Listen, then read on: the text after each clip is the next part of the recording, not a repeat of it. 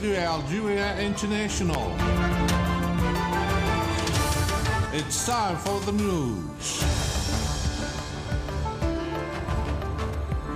Entrusted by the President of the Republic, Mr. Abdelmajid Tebboune, the Minister of Foreign Affairs and the National Community Abroad, Ahmed Attaf, has arrived in Budapest on a working visit to Hungary to give new impetus to bilateral relations. Algeria has firmly condemned the terrorist attacks which hit Mali and expressed its sympathy and solidarity during this ordeal caused by the scourge of terrorism. And security has been stepped up in New Delhi as leaders of G20 countries have started arriving in India's capital for the summit slated for tomorrow, Saturday. Those were the headlines, and now the news in detail from Radio Algeria International. Good afternoon. First, entrusted by the President of the Republic, Mr. Abdelmajid Tebboune, the Minister for Foreign Affairs and the National Community Abroad, Mr. Ahmed Attaf, has arrived in Budapest on a working visit to Hungary.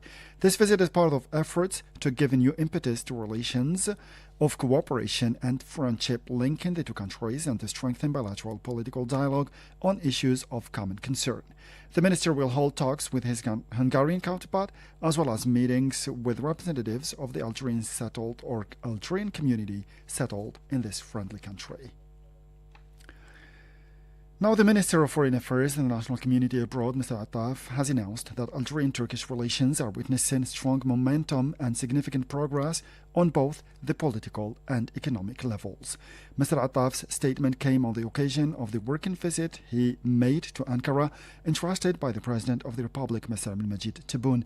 Speaking at a joint press conference with his Turkish counterpart, Hakan Fidan, Mr. Attaf said that all the meetings and talks he had with senior officials during his stay in Ankara allowed to carry out an overall assessment of the progress made in achieving the qualitative priorities and quantitative objectives outlined by the two presidents, Abdelmajid Tebboune and Recep Tayyip Erdogan, as a prelude and in preparation for their upcoming meeting in Algeria and on the occasion of the second session of the High-Level Cooperation Council, affirming that Algerian-Turkish relations were witnessing strong momentum and significant progress on both the political and economic levels. Let's listen to the Algerian diplomacy head. The Algerian-Turkish relations are witnessing a great momentum and important progress in the economic and political levels, and during the last 3 years we have made an unprecedented progress in the history of the bilateral cooperation between the two countries. The minister also stressed that the Algerian-Turkish political consensus around the main regional and international issues of common interest is still relevant, is consolidated and strengthened through the common commitment in favor of the principles and values enshrined in the United Nations Charter, as well as through the relentless efforts of the President of the Republic, Mr. Abdelmajid Tebboune, aimed at ensuring that dialogue and negotiation prevail with a view to resolving crises and conflicts, regardless the degree of their complication or the level of their seriousness. In this context, Mr. Attaf indicated that he shared with President Erdogan and his Turkish counterpart Algeria's analytical vision on the dangerous development that the Sahelo-Saharan region is experiencing, as well as the deep concern over the accelerated deteriorating situation in the regional space, which has become a land for the greatest number of tensions and conflicts in the world. He also informed the Turkish officials about the President of the Republic's initiative aimed at ensuring a peaceful settlement of the crisis caused by the unconstitutional change in Niger and of his efforts to strengthen the approach of global response to the multidimensional challenges besetting the countries and people of this region, adding that the efforts have been greatly welcomed and supported by Turkey. For his part, the Turkish Minister of Foreign Affairs, Hakan Fidan, indicated that he had discussed during talks with his Algerian counterpart the upcoming visit of the Turkish President to Algeria, as well as the strategic issues of interest to the two countries. Let's listen to the Turkish Foreign Minister. In the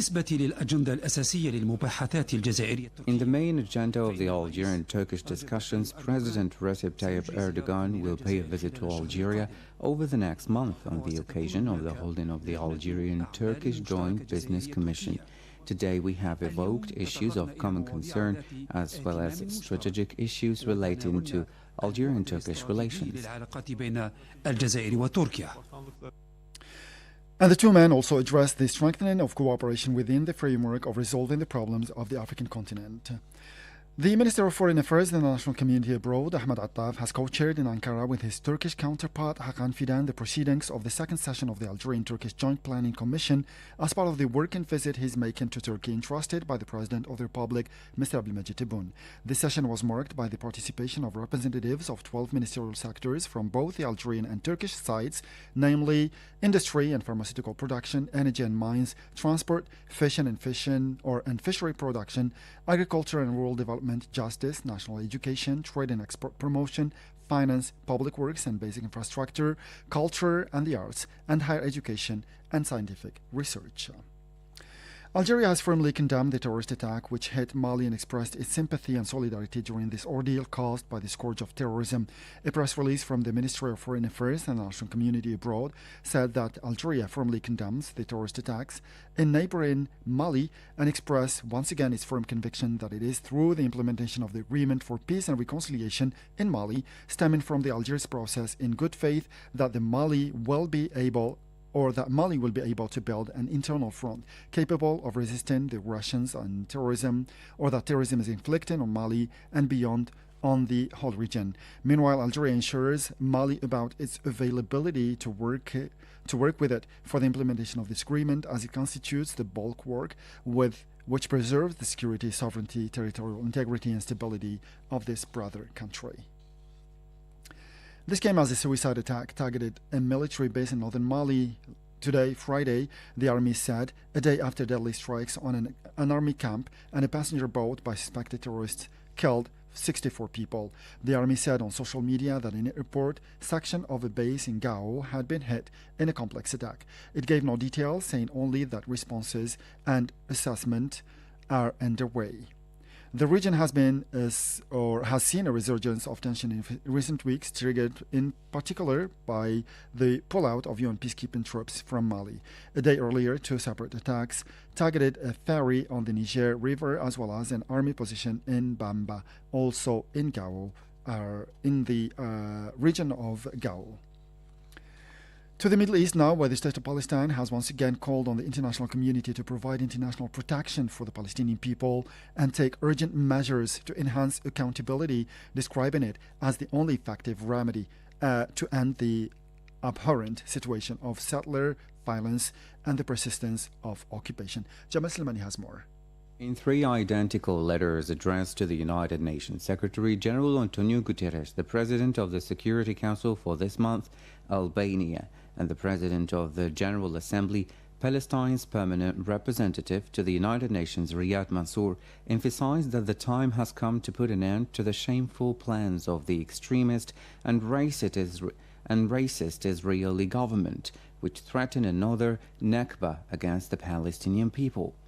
Mansour further emphasized that these Israeli plans also threaten the fulfillment of obligations and responsibilities under the United Nations Charter and all relevant provisions of international law to ensure peace, security, and the realization of the inalienable rights of the Palestinian people, including the right of freedom and return. Mansour pointed out that terrorist settlers continue to attack Palestinian civilians, and the occupation army continues to assault safe towns and villages, resulting in the killing, injury, and detention of civilians. The policy of punitive house demolitions and land seizures continues. He warned that the ongoing failure to ensure accountability will only encourage those with racist, abhorrent, and criminal agendas. Mansour explained that Israel's crimes have continued unabated since the last message, in the absence of any meaningful accountability or action by the international community, including the Security Council, affirming that accountability alone can put an end to this unlawful situation and revive prospects for justice and peace. And finally, security has been stepped up in New Delhi as leaders of G20 countries have started arriving in India's capital for the weekend summit. Indian Prime Minister Narendra Modi will hold bilateral meetings with more than 15 world leaders on the sidelines of the summit, including the US, Britain, Bangladesh, Turkey, and Germany. 3 major multilateral initiatives will be launched during the G20 summit, slated for tomorrow, Saturday, according to a report by Hindustan Times on Friday. These initiatives are the Middle East Infrastructure Corridor, the Global Biofuels Alliance, and the Partnership for Global Infrastructure and Investment. With this, we come to the end of this news bulletin for today. Time now for our weekly programs, starting with my colleague Jamal Slimani with a program devoted to climate, and it will be followed by another program by my colleague Aziza Gassias. For me, I'll meet you again tomorrow for a fresh edition of our news bulletin in English. Until then, stay tuned to Radio Alger International, and bye-bye for now.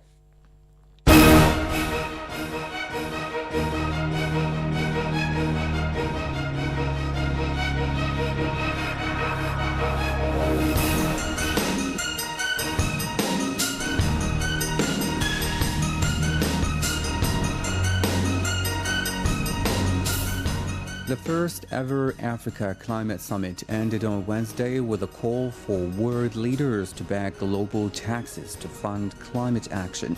The Nairobi Declaration also calls for financial reforms to help African countries. The landmark Africa Climate Summit in Nairobi, Kenya, ended on Wednesday with leaders adopting a joint Nairobi Declaration to highlight the continent's potential as a green powerhouse and encourage other world leaders to support new global carbon taxes. The financial document says this declaration will serve as a basis for Africa's common position in the global climate change process. No country should ever have to choose between development aspirations and climate action.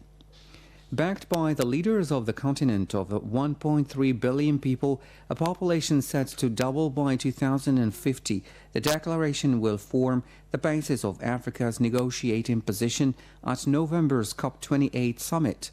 It said, decarbonizing the global economy is also an opportunity to contribute to equality and shared prosperity. Agreed upon unanimously by leaders at the 3-day summit, the declaration calls on the world's biggest emitters of greenhouse gases and its richest countries to keep their promises, noting in particular an unfilled pledge of $100 billion in annual climate finance to developing nations made 14 years ago, and for today's world leaders to rally behind a global carbon tax on fossil fuels, aviation, and maritime transport. In a televised speech, the Kenyan President William Ruto said, "We demand a fair playing ground for our countries to access the investment needed to unlock the potential and translate it into opportunities. We further demand a just multilateral development finance architecture to liberate our economies from odious debt and onerous barriers to necessary financial resources. We are clear in our minds and hearts that the international community must walk with us in this journey into a future of prosperity and security in an ecologically balanced, thriving planet. We are therefore determined to have difficult conversations, take hard decisions, and make uncomfortable changes to set international consensus on an Afrocentric and globally inclusive path into an African future." About 24 countries worldwide currently impose taxes on carbon, according to the International Monetary Fund, but the idea of global carbon tax regime has never gained much traction. As a potential model, Kenyan President William Ruto cited European Union proposals for a financial transaction tax backed in 2011, which never won the unanimous approval from the European Council required to become law. At the opening of the summit, Ruto stressed the importance of green growth. We have ample renewable energy potential as well, and the natural assets and resources to green our own consumption, but also to meaningfully contribute to decarbonization of the global economy. We must see in green growth not just a climate imperative, but also a fountain of multi-billion-dollar economic opportunities that Africa and the world is primed to capitalize. Despite suffering from some of the worst impacts of climate change, Africa only receives about 12% of the financing it needs to cope, according to researchers. What's more, African countries say they are forced to pay borrowing costs that are 5 to 8 times higher than wealthy countries, leading to recurrent debt crises and preventing them from spending more to respond to climate change. The declaration therefore also seeks to reform a global financial system that forces African nations to pay more to borrow money and calls for the continent's vast mineral wealth to be harvested and proceeded in Africa. The three-day summit was attended by UN Secretary-General Antonio Guterres. The UN chief said the flame of injustice is scorching hopes and possibilities across Africa as the world grapples with the climate crisis, with the continent suffering some of the worst impacts of global warming. Secretary-General Antonio Guterres was addressing the African Climate Summit in Nairobi, Kenya, noting that despite extreme heat, ferocious floods, and tens of thousands dead from devastating droughts, the continent was responsible for less than 4% of emissions. He said the blow inflicted on development is all around, with growing hunger and displacement. But amid the climate chaos, he said it was still possible to avoid the worst, but only with a quantum leap in climate action. He said far greater climate ambition was needed from all countries led by the largest emitters, in line with his Climate Solidarity Pact and Acceleration agenda. He called on the G20 advanced economies meeting in Delhi this week to take responsibility and commit to reaching net zero emissions as close as possible to 2040. Secondly, he called for climate justice to reach goals on renewable and affordable energy, particularly in Africa. This means operationalizing the agreed loss and damage fund, universal early warning systems, and, of course, correction in the global financial system. One of the prime injustices is what brings me to Nairobi today: climate chaos. Africa accounts for just 4% of global emissions, but it suffers some of the worst effects of climate change. Today, I renewed my call for the world to step up climate action to avoid the worst effects of climate change, keep global promises to provide essential support, and help Africa make a just and equitable transition to renewable energy. As I detailed in my remarks, Africa can be a renewable energy superpower. Now is the time to bring together African countries with developed countries, financial institutions and technological companies to create a true African renewable energy alliance. And all of that requires addressing another injustice: an outdated, unfair and dysfunctional global financial system. China will connect 50,000 poor African families using solar energy and provide satellites for early warnings of floods and drought, while the U.S. has promised another $30 million to accelerate food security efforts across the continent. China's Environment Minister and U.S. Climate Envoy John Kerry made the pledges at the Africa Climate Summit in Nairobi as part of plans to help the continent fight the efforts of global warming. The two largest economies, which are also the world's top polluters, have been under growing pressure to help Africa fight the effects of climate change. African leaders used the three-day summit to push for the world's richest countries to be held accountable for their impact on the environment ahead of COP28 in Dubai later this year. Kerry also addressed the summit on Tuesday, observing that 17 of the 20 countries most affected by the climate crisis are in Africa. Announcing the additional food security investment, Kerry said President Joe Biden was committed to working with Congress to provide $3 billion annually or adaptation by 2024, the largest commitment in U.S. history. Africa and this moment offer an enormous opportunity. This problem that we are facing is human-made. It's about pollution. It's not very complicated. It doesn't take a rocket scientist or a mathematician or equation work to its end in order to understand what's happening. Humanity is threatened by humanity, by the decisions that we are unwilling, it seems, to make. So, at this moment, I believe it is clear that Africa presents some of the greatest opportunity in the world. To do what?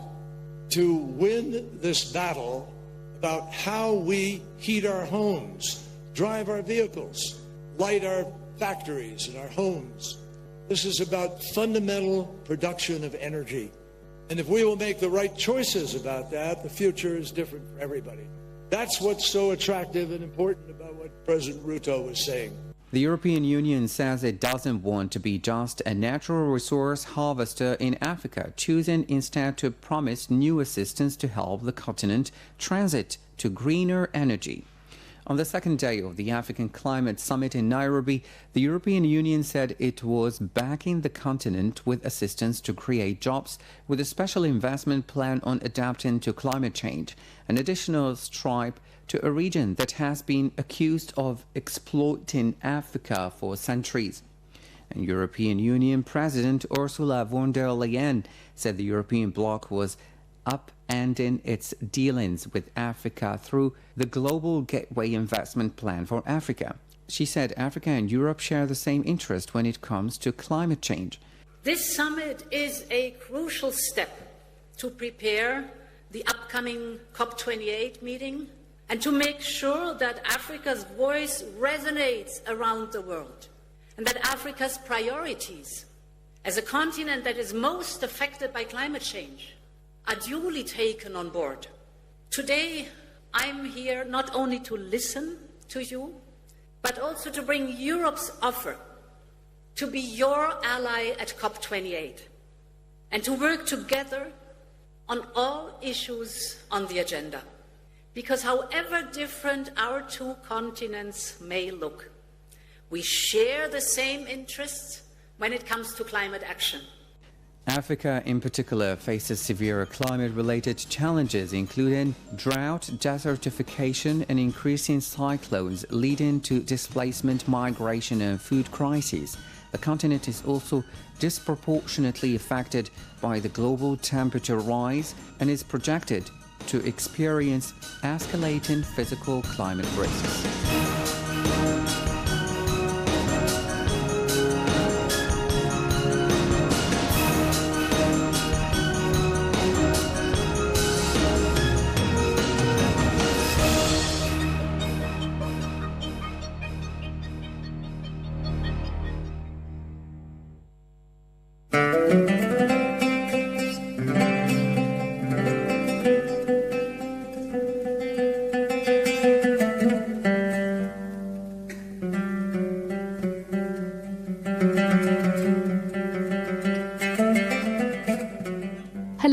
Good to have you with us. Today we'll shed light on a famous Algerian author, namely Mohamed Dib.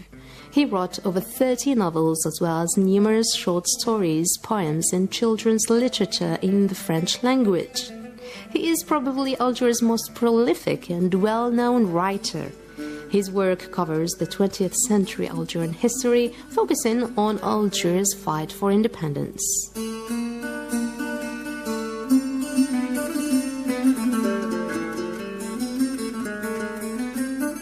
Mohamed Dib was born in Tlemcen, in the then French Algeria in 1920, near the border with Morocco, into a middle-class family which had descended into poverty. After losing his father at a young age, Mohamed Dib started writing poetry at 15. At the age of 18, he started working as a teacher in nearby Oujda in Morocco.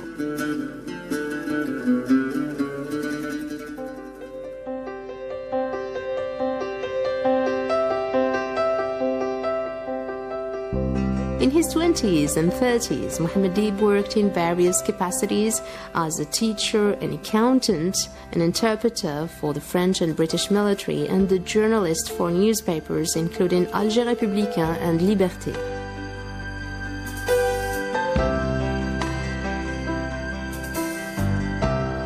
In 1952, 2 years before the Algerian Revolution, he married a French woman, joined the Algerian Communist Party and visited France. In the same year, he published his first novel, La Grande Maison, or The Great House. Dib was a member of the Generation of 52, a group of Algerian writers, which included Albert Camus and Mouloud Faraoun.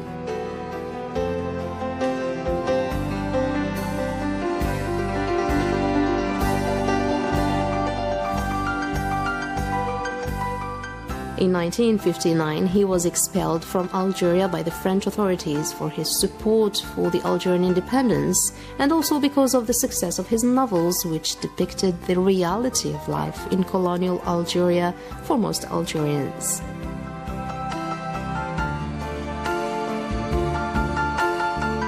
From 1967, he lived mainly in La Celle-Saint-Cloud near Paris.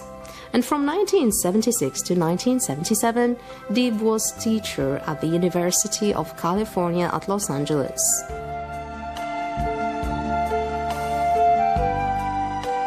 He also was a professor at the Sorbonne University in Paris. In his later years, he often traveled to Finland, which was a setting for some of his later novels. He died at La Celle-Saint-Cloud on the 2nd of May 2003.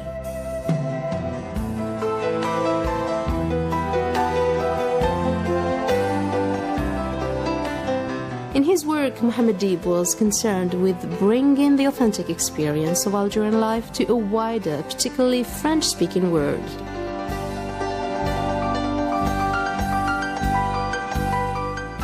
The Algerian Revolution War profoundly shaped his thinking and made him eager to bring to the world's attention Algeria's struggle for independence. An advocate for political equality, he believed that the things that make us different always remain secondary. He has received many awards from the French literary establishments, including Fénéon Prize, awarded to the best French language writer in 1953, and Mallarmé Award, a poetry prize, in 1998.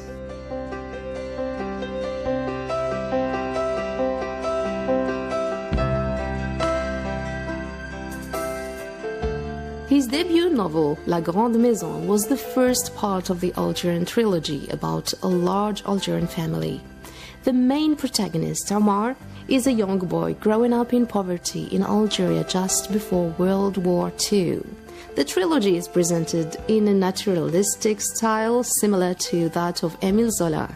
The second part, L'Incendie, published in the same year the Algerian Revolution started, was about Omar's life during the Second World War. The final part of the trilogy, Le Métier à Tisser, deals with Omar's adult life as a working man in Algeria. It was published in 1957. The trilogy was partly autobiographical. His later works did not always use the same naturalistic framework of his earlier novels, often adding surrealistic elements. He used science fiction in Qui se souvient de la mer or Who Remembers the Sea, published in 1962, while in his last novel, La Tripe, he used verse. From 1985 to 1994, he wrote 4 semi-autobiographical novels about a North African man who visits a Nordic country, has a relationship and child with a woman in his country.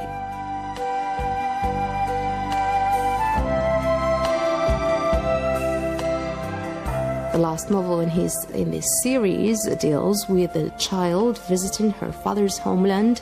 Dib also helped to translate into French various Finnish books. And though he worked in a variety of genres, Mohammed Dib viewed himself as essentially a poet.